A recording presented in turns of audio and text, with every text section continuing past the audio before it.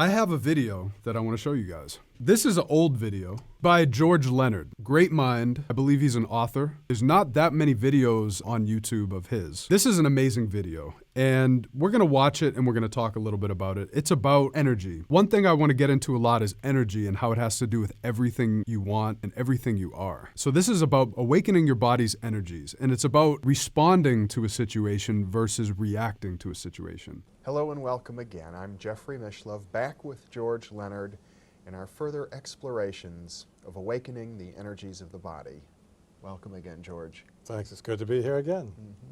Let's talk now about the issue of dealing with surprises or sudden shocks, unexpected things, and the body's reaction to them. Yeah, what do you do about that? I'll bet you nowhere in your schooling, throughout all of your 12 or 16 or 25 years of schooling, I'll bet you never had any lessons on how do you deal with a sudden shock. We call it a sudden hit. Yeah. Let me give some examples. Say you have an heirloom watch, a gold watch that you inherited from your grandfather.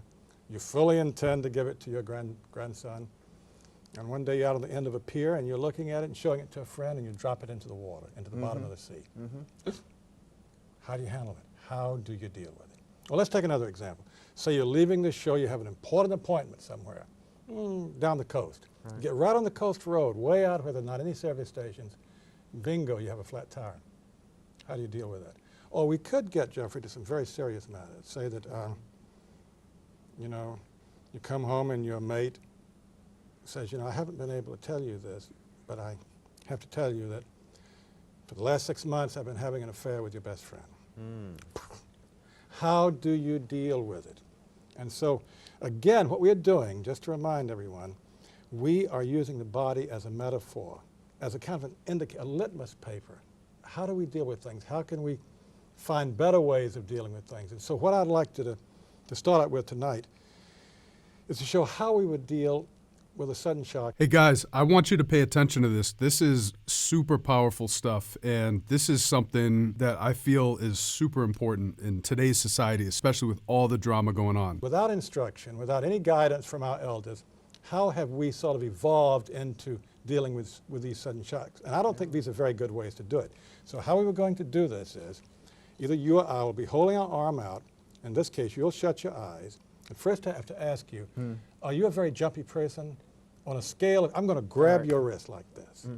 Now, on a scale of 1 to 10, how much do you want? Do you want me to really give you a clobber? Give me a real good one. I mean, about a 9 then. Yeah, I've been known to jump out of my skin, but generally I don't. All right, if you ask for a 9, I'm going to give you an 8 then. Because it's better to be safe than sorry. Yeah. And all I want is just to make you jump a little bit. Okay. And that'll be the idea. So, all right, and I don't want to jerk your arm around and push you back. It's just a neutral hit. It looks like this. You can leave your eyes open and look at it.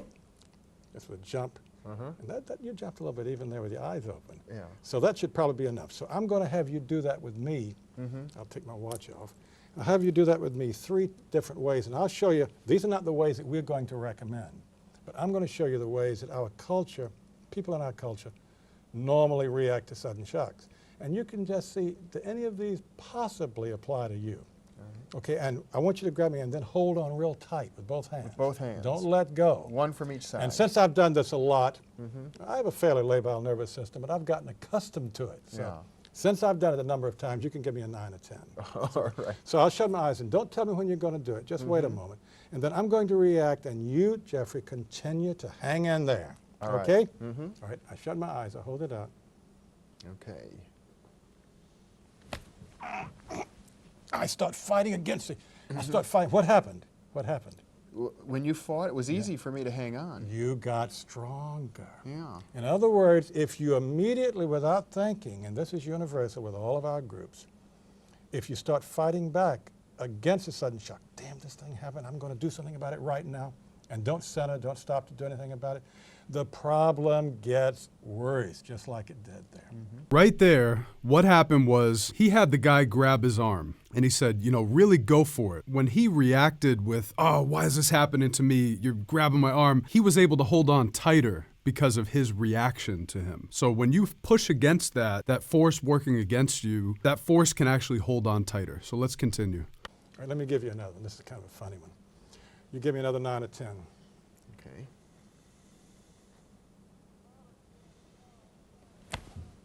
Oh no, not again, God, God, not again, why me, not again. In other words, the victim, the victim person. Right.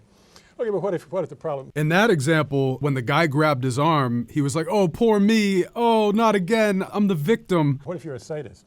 Well, actually, if you play the victim, you get to be a victim. You draw in more and more sudden hits, more attacks, and so forth. So when you play the victim, you're drawing in more hits, more attacks to you. For me, when you do that, you're attracting more and more attacks coming your way. That's what happens when you either fight back and you react, or you play the victim. Oh, poor me. You're drawing more of that energy to you. Let's continue. Third way, and this is rather significant, especially for us men in our culture, in this here culture.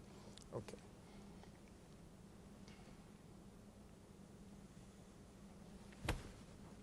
I don't feel a thing. I don't feel anything. Nothing's happening to me. I don't feel a thing. Does that seem familiar? Denial. Yeah, denial. Yeah. And that perhaps is the most insidious one of all. I don't feel anything. How many of us men have been taught we can handle everything? We're not supposed to show emotions. We're not supposed to show feelings. And listen, if I don't feel anything, you see, the thing is that when you hit me, say, what you're doing is symbolizing this sudden hit in life.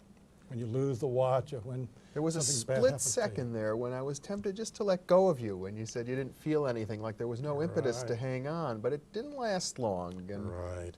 But the problem with this kind of denial is that actually when you hit me, energy has come into my system. I can choose whether to use that energy and how to use that energy for good or for ill.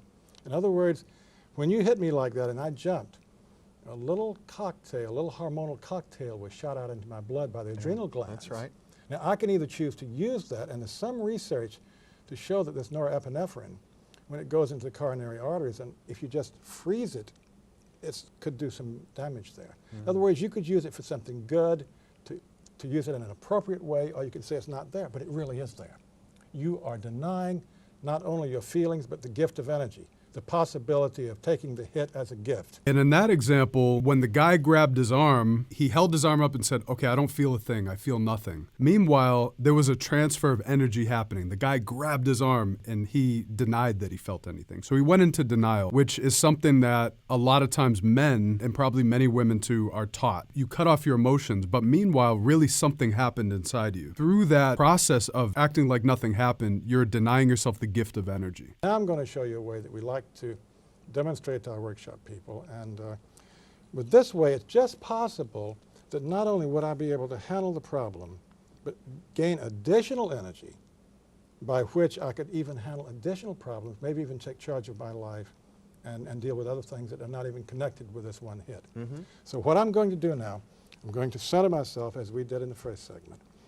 I'm going to get my energy in the center, feel my feet on the floor, relax the shoulders, feel the back, the small of my back on the chair. Feel all the embrace of gravity. Watch my breathing, soften my eyes, and so forth. Then I'm going to close my eyes, and when I'm ready for you to give the hit, I'm going to raise my arm, and you give it with the same amount of force, with a little shout, really try to make me jump. And I'll show you an alternative way of dealing with a sudden hit.